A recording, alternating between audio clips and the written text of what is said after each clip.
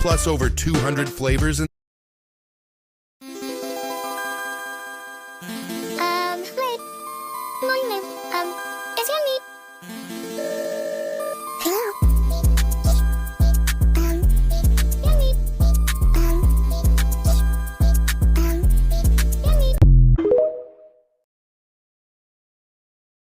Olha só, a brisa subiu pra mente.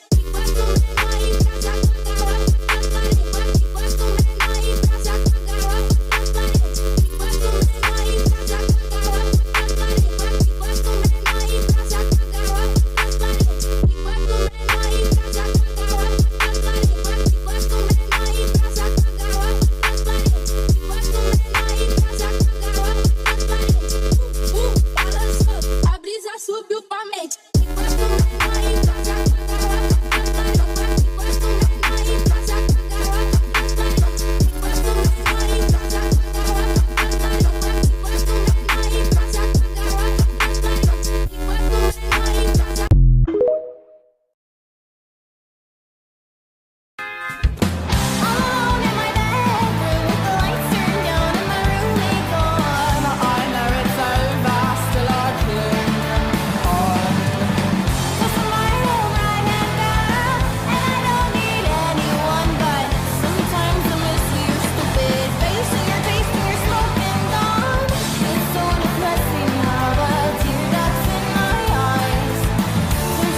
Okay, thanks, that's all by me.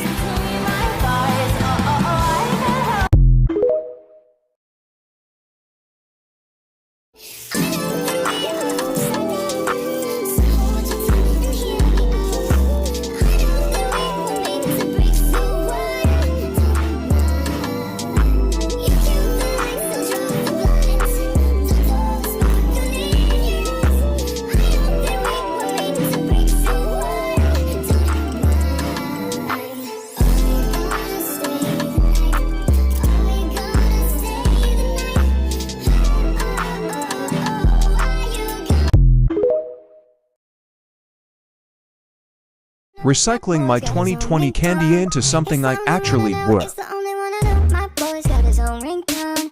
Yo, this came apart so easily. My boy's got his own ringtone. It's the only one I know. It's the only one I am. So things got You, the string is so gross. my way of trying to let you know I've got a little thing for you. Using my favorite colors.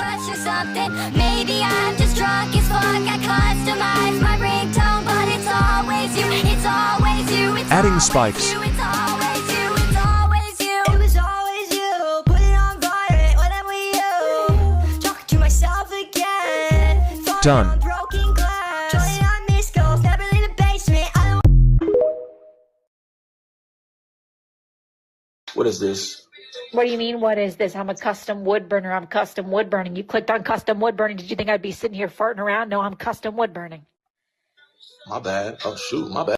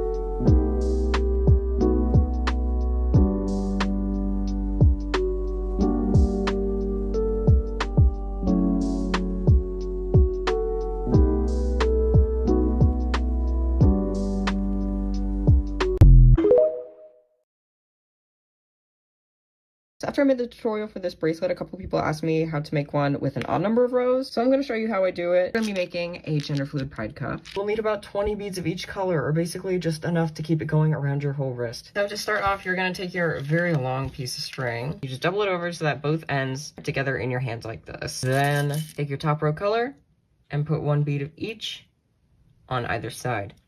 Then you're going to take that all the way down the string, hold it like that, hold it like that so these 2 beads are side by side. Then, next row, make sure your beads are side by side, pinch together both ends of the string, and string together 1 bead of your next row color. Tug it all the way down. There you go. Next row, you're going to put 2 beads again of the next color.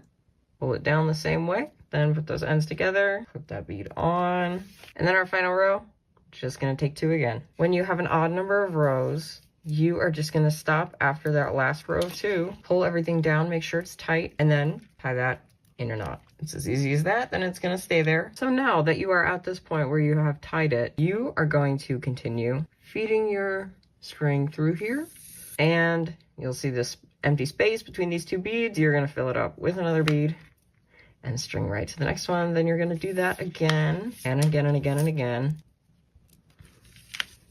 You got your bead on there, string it through, pull it through, you're at the other end now. All you gotta do is just continue moving, taking the next color of bead, and you will just string it onto the end there, and it should just slap right on. And of course, the next color. What makes this process slightly different, other than the way that we tied a knot here, is this. So, wait, let me demonstrate. So this is our 6 row cuff.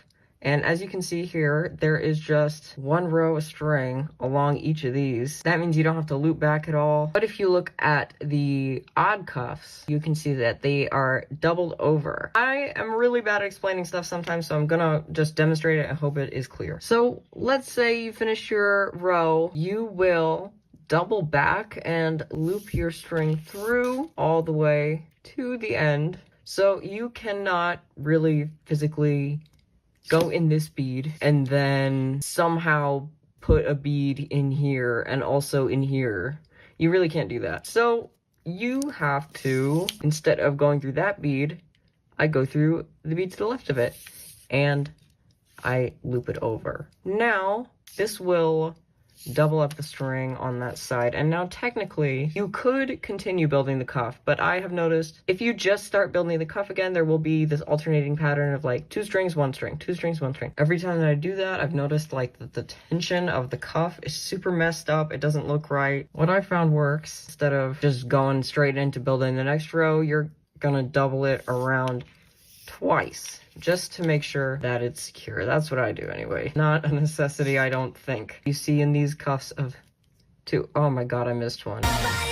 Just demonstrating the doubling over thing. You just pull it through, start by going to the left bead, because you're basically just gonna go on this path. You know, you're just gonna go on a little walk around the bracelet. That is pretty much the only thing that is different between the even stitch cuff and the odd stitch cuff. Like I said, I'm not going to show as much of the process of building it because I showed that more in the other tutorial. So I'm just going to show you again a recap of how to tie it off once I'm done. Okay, so once you've reached this point, it took me about 25 minutes. You are going to loop it around and fit it together like a puzzle piece. I'm just going to string my string in between all these beads so that I can stitch it together. You're gonna want to meet both beads. Not beads, string. I said the wrong word. At the end, and then tie them off here. And I even doubled it around and looped it. I don't know why that one was so hard to tie. It must have been camera shy. Next step. That, my friends, is how you make a cuff with an odd number of rows. You can buy them on my shop, Strawberry Candy. Thanks so much.